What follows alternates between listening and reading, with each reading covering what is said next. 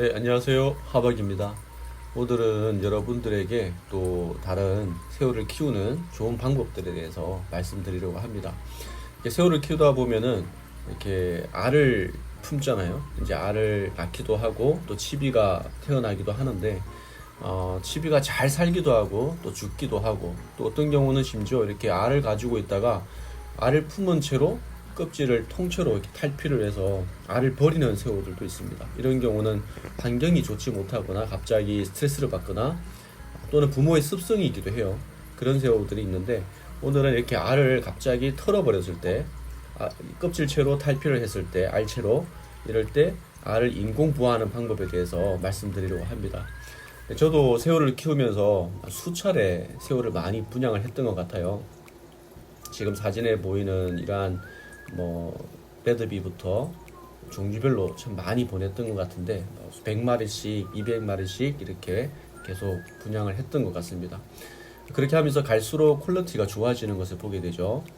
처음에 새우들은 조금 그냥 모스라급이었다면 지금은 거의 극상 모스라 쪽으로 가는 것을 보게 되고, 이렇게 하면서 화이트비 같은 경우는 한 번도 출연을 한 적이 없어요. 이렇게 키우다가 이렇게 많은 치비들이 태어나서 또 자신에게 기쁨과 만족을 주면 좋지만, 새우들이 치비들이 다 죽어버리거나 아니면은 어미가 버리거나 이랬을 때, 오늘은 한 가지 치비들을 키우는 방법에 대해서 알려드리고자 합니다. 먼저 몸에 있는 알을 품은 채로 탈피를 해서 알을 버렸을 때 한번 방법을 보죠. 오늘 아침에 그때 아침에 보니까 이렇게 어미가 알을 보시는 것처럼 품은 채로 껍질을 벗어버렸어요. 이렇게 된 이유는 이제 부모의 습성이기도 해요. 어떤 새우들은 알을 매번 이렇게 그냥 하나씩 하나씩 몸에서 떼버리는 그런 부모들도 있어요. 좀 정말 모정하죠.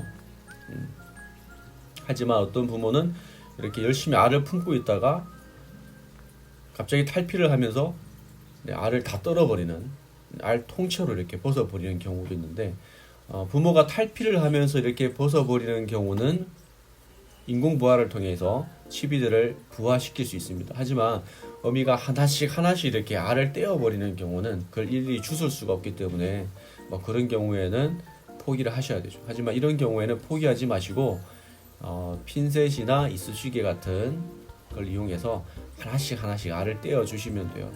이때 제가 한번 실수를 한 것이, 떼다가 핀셋으로 살짝 알을 하나 눌러서 알이 하나 터져 버렸어요. 그래서 알 하나는 죽어 버렸네요.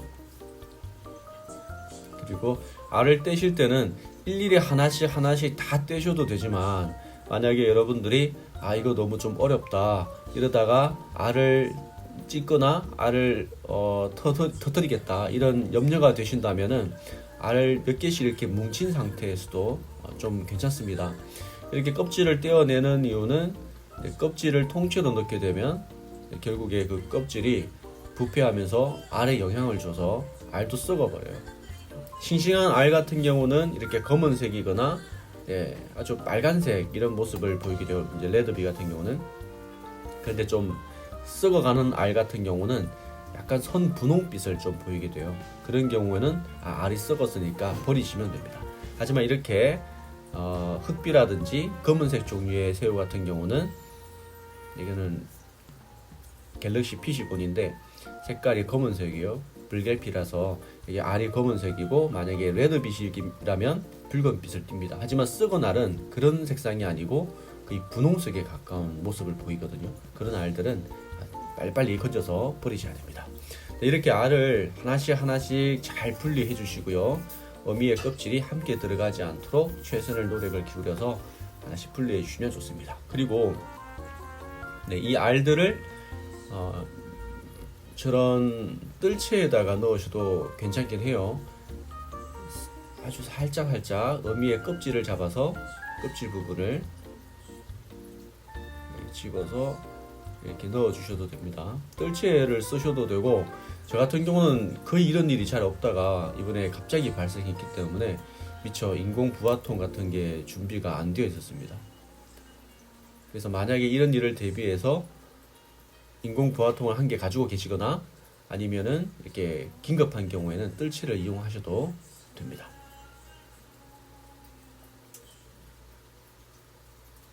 집을 때 상당히 주의를 해주셔야 돼요. 시력이 안 좋으시면은 돋보기를 끼고 돋보기를 대고 하셔야 될 것 같죠. 네, 이제 그 기포 발생기에서 나오는 이게 산소가 여기 스폰지 여과기 출수구로 나오잖아요. 그럴 때 그 앞쪽에 달아두게 되면 이렇게 산소도 공급되고 알이 통통통 이렇게 튀는 것을 보게 됩니다. 이 상태로 두셔도 인공 부화가 되고요. 아니면 저처럼 그냥 갑자기 저도 생각이 나서 그 코카콜라 앞쪽을 잘라서 이렇게 안 쓰는 뜰채를 잘라가지고 이렇게 글루건으로 해서 만들었습니다. 그리고 산소 튜브를 한 개 넣어서 계속 공기도 공급하고요. 이게 출수구 앞에다 이렇게 두면 자연스럽게 물이 안으로 흘러서 밑으로 빠져나가고 또 알들에게도 신선한 산소가 계속 공급됩니다. 이렇게 하니까 새우들이 여러 마리 태어났어요. 한 30분 만에 3마리인가 4마리인가 태어난 것을 보게 됩니다.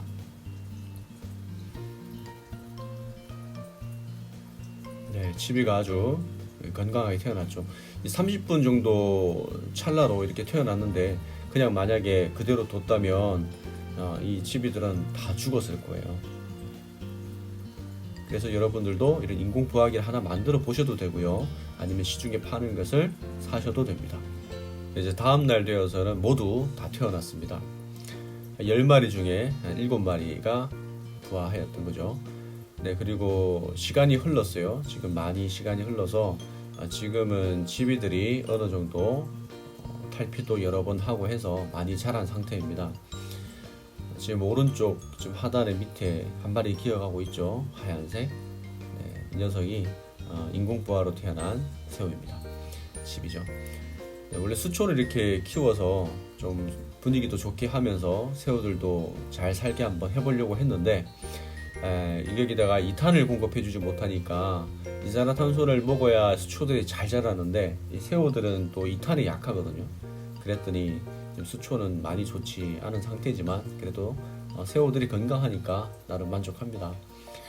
여기 갈조가 붙어있는 곳에 칩이 또 2마리가 보이죠. 얘네들도 이번에 인공부화를 통해서 태어난 아이들이고요. 저쪽 맞은편 벽면에도 한 마리 보이죠. 약간 붉은빛 같기도 하고요. 그리고 여기도 벽면에 저기 하얀색 새우 한 마리가 열심히 펀치질을 하고 있습니다. 네, 그래서 그 새우들에게는 먹이가 중요하니까 양쪽 이제 벽면들 왼쪽 오른쪽 양쪽 유리 벽면과 또 맞은편 뒷면이죠. 뒷면에 있는 유리 벽면에 있는 이끼들은 닦지 마세요. 전면 유리부는 우리가 관찰을 해야 되기 때문에 깨끗하게 닦아주셔도 괜찮지만 다른 유리들은 닦지 않는 것이 좋습니다. 그렇게 해야 미생물들이 이런 수초라든지 소일이라든지 또 벽면에 붙어서 미생물들이 번식을 하게 되고 또 새우들이 그것을 먹고 치비들도 먹고 자랄 수 있는 겁니다. 사실 얘네들의 주식은 사료가 아니고 이 미생물들이에요. 그래서 미생물들이 자랄 수 있는 표면적을 넓혀주는 것이 중요한데 그렇게 하기 위해서 수초를 키우기도 하고 이렇게 유리 벽면에 있는 것을 닦지 않기도 하죠. 그래서 여러분들도 이끼가 꼈다고 해서 더럽다고 해서 닦지 마시고 이끼도 키워주시면 좋아요. 얘네들은 계속해서 새우들에게 자연적인 먹이를 공급해 줄 거고 또 사료를 넣게 되면 물이 좀 오염되는 면이 있지만 이런 천연적인 미생물들은 오염원이 없잖아요. 이렇게 해서 미생물들을 키우는 것도 새우 번식에서 가장 중요한 요건이다 라고 보시면 되겠습니다. 네, 그렇게 하기 위해서는 적절한 조명이 필요하고요. 너무 강하고 너무 오랜 조명을 켜두게 되면 이게 이끼가 정말 폭번을 하게 돼요. 그래서 새우들이 감당하지 못하기 때문에 또 괜히 수조에 손을 넣고 또 닦아줘야 되기 때문에 그런 위험을 발생하지 않는 것이 좋잖아요. 위험 요소를. 그래서 적절한 조명이 필요합니다. 그리고 과한 비료 같은 것들도 좋지 않아요. 그래서 이전에 아마소일 같은 경우는 비료가 과하기 때문에 이끼가 상당히 심각하게 끼는 것을 보게 되죠. 그래서 2달 정도 물잡이를 하고 그 비료 성분을 뽑아낸 후에야 이러한 수조를 갖게 되는데 그렇게 하실 필요가 없다고 지난번에 말씀드렸습니다. 네, 이끼들 사이에 있는 미생물들을 지금 치비가 열심히 펀치질을 해가면서 먹습니다. 얘네들은 다른 사료를 먹지 않았는데도 저렇게 건강하게 자라게 돼요. 네, 그 증거로서 여기 스펀지 여과기 위쪽에 보면은 까만색 점 같은 것들이 있잖아요. 이것들이 다 똥이에요, 똥. 새우똥인데, 저는 여기다가 사료를 거의 넣어주지 않거든요. 넣어줘도 안 먹어요, 어차피. 그런데도 불구하고 이 새우들이 이렇게 큰 응가들을 쌀 수 있다는 것은 이 수조 내에 먹이원이 풍부하다는 것을 알 수 있죠.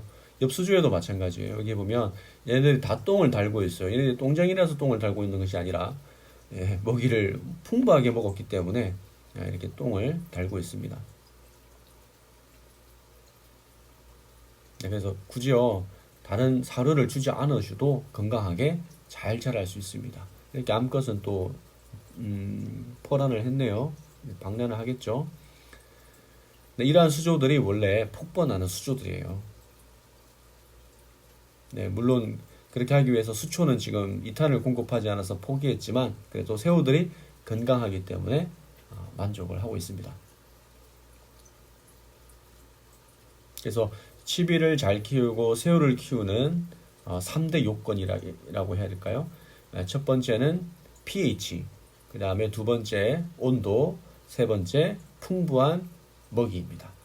사료를 통한 풍부한 먹이보다 천연적인 풍부한 먹이를 만드는 것이 중요한데 그 방법들이 궁금하시면 댓글 달아 놓으시면 알려드리도록 하겠습니다.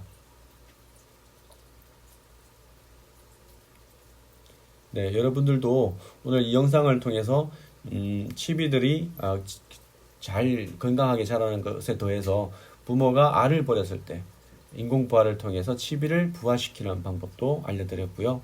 또 다음에도 여러분들에게 유익이 되고 또 도움이 되는 영상들이 있다면 제가 또 영상을 만들어서 업로드 하도록 하겠습니다. 구독과 좋아요 눌러주시고요. 여러분들의 새우왕 폭번 바랍니다. 영상은 여기까지 마칠게요.